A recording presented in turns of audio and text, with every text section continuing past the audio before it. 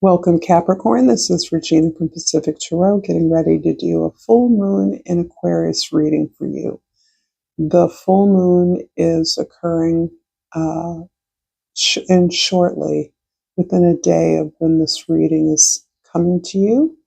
And it naturally contains the Sun-Moon opposition, which is the definition of a full moon. However, another opposition is intimately tied with this.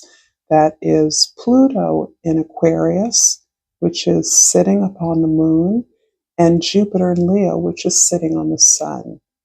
So these talk about the ways in which you are trying to redefine your own resources, your own gifts, and your own ability to manifest those in practical terms. And the sun energy is described as a desire to expand the importance, the significance, the joy and pleasure you take in exemplifying your gifts somehow to the world.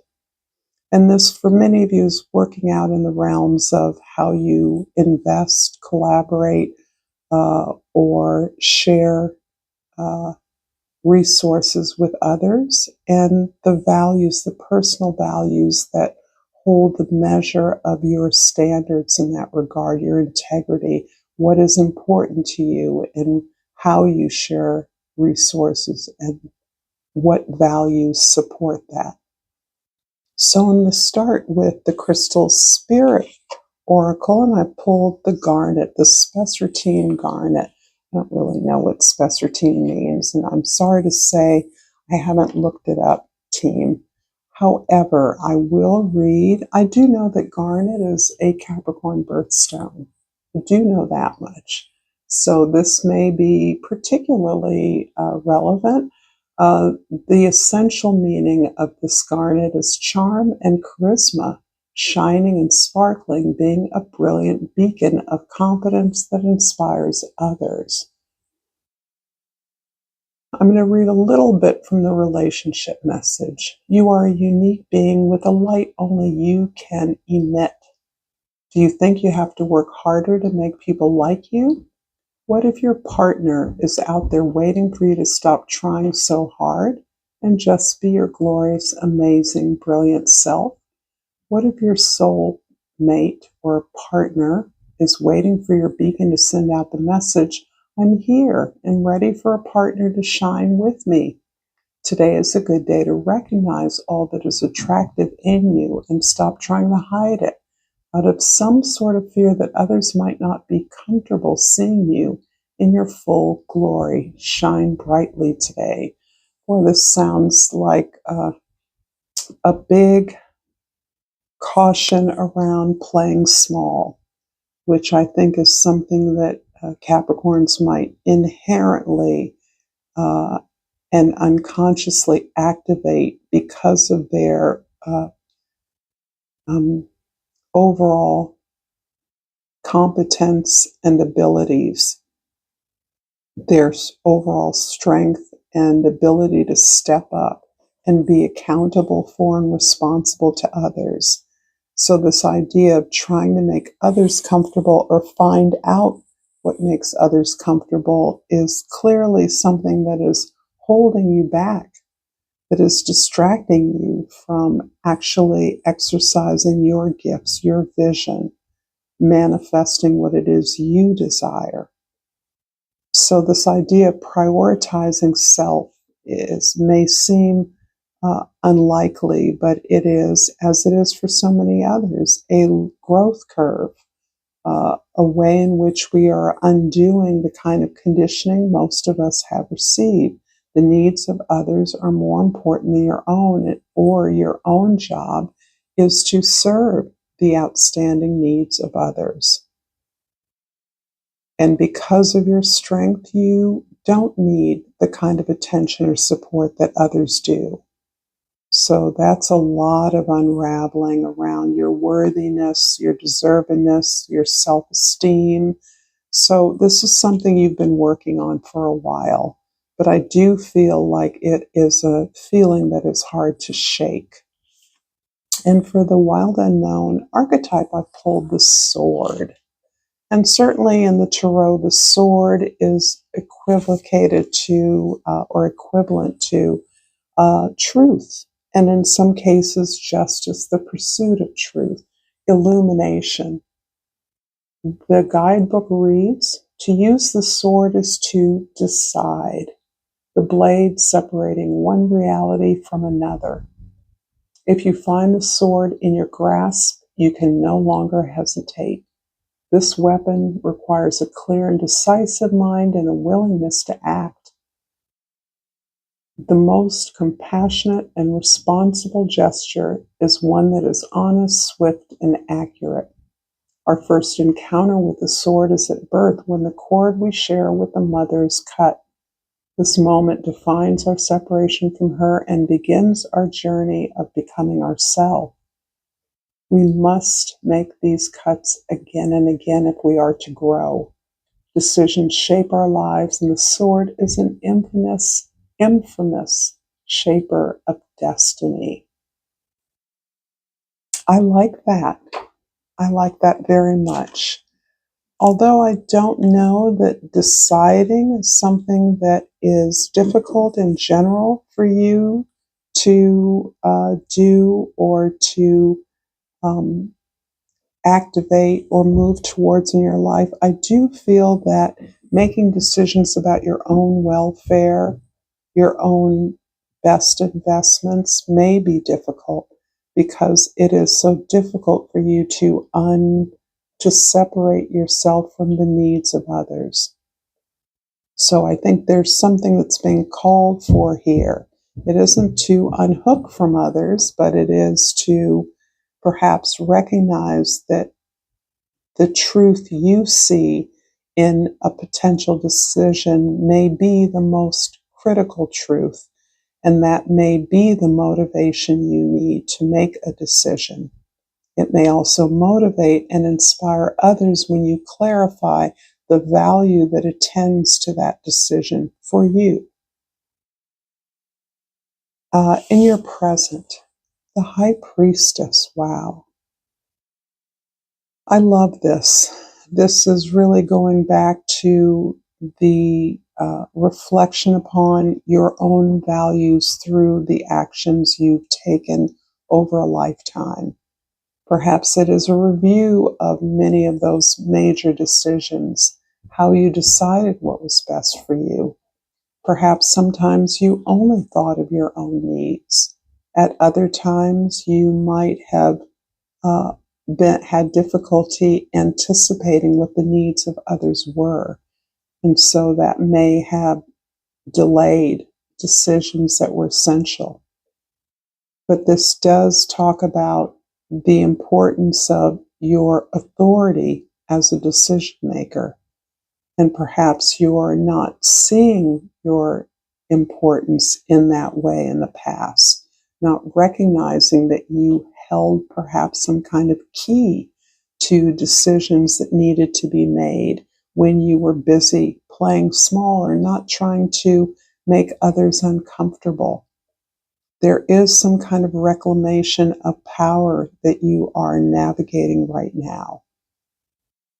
You have been taken through your reflections into other worlds you may have inhabited, the other cultural worlds of those you admire, ancestors, relatives who have resonance with you.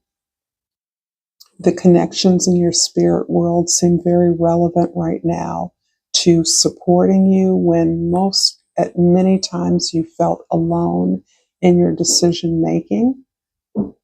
Asking for help, which is always difficult for a Capricorn, but knowing that you can ask in so many ways that may be more authentic to you. Asking your guides, posing a question when you dream, to dream on a decision you have to make, thereby allowing your spirit guides to support you. In the past, the World card So the world is about you closing up an incredible chapter of your life. You are finishing up something, and this feels like an old version of yourself, as well as for some of you, this is an old professional path. Um, you're aware that this is a preparation for something new. So you may be taking the opportunity and closing off a limited path of employment for you, looking at a way to integrate your gifts into perhaps a business or some kind of consulting or uh, some kind of volunteer service or teaching activity. But you have been recognized. You have spent a lot of time figuring out what you have learned from your variegated experience. For some of you, you were a wild success. For many of you, it's been more of a mixed bag, shall we say. There have been successes, there has been recognition, there has been some reward, there has been some disappointments, even failures along the way. And you're really looking at juicing it all for the value that it lends to this preparation for something new. And in the future, the Two of Jades and the Death card. So I feel like you're making a big decision about what you're letting go of. And it's interesting because the letting go, it does not feel like a decision you're making. But this is saying this is a real decision. You could keep doing what you're doing, but because you have changed, because you want to make a change, you want to contribute to change in the world, you have to release your engagement with something.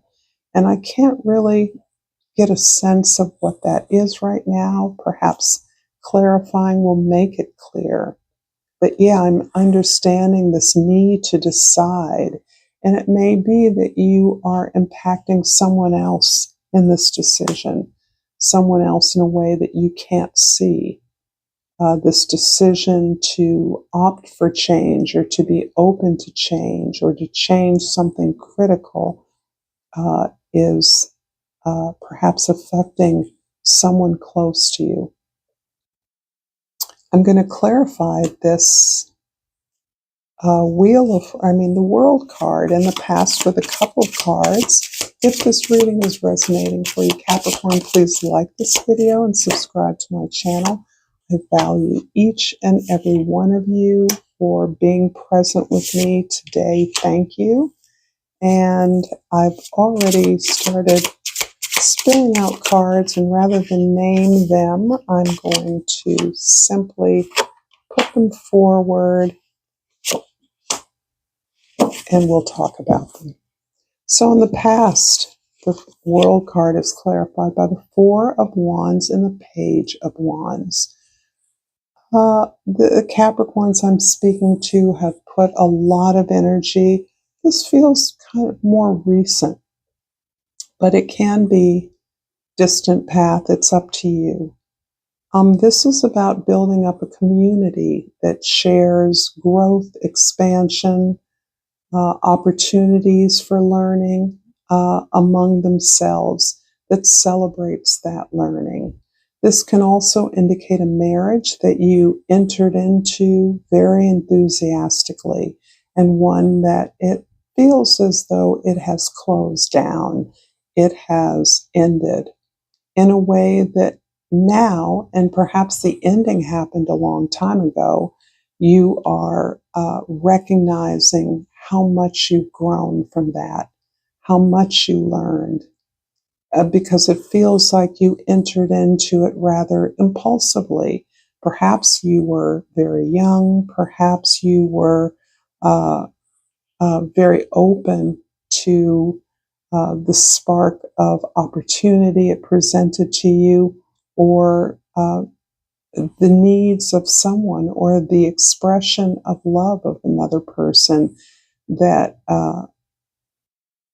perhaps contributed to something that was built, that was defined, and that you're now recognizing what this vision or version of home was for you, relationship or community was for you, is no longer.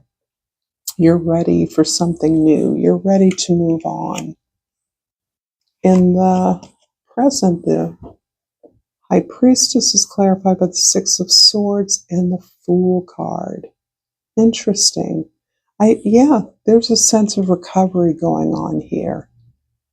Something that appeared to be very beautiful, very giving, generous, enlivening, supportive of you, ended rather suddenly, it feels like, erratically or spontaneously. It kind of reached an implosion.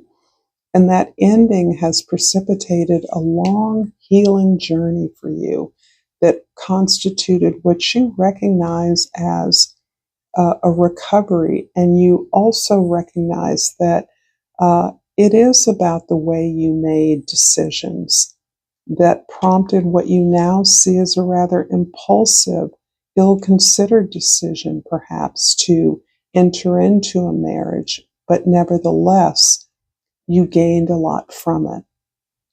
But that impulsivity is something you're recovering from. You're understanding better how the signs, perhaps, of the uh, growth of that relationship, as an example, um, were available to you, and your inability to see them or recognize them, to do it because you felt like doing it. It felt like the right thing to do.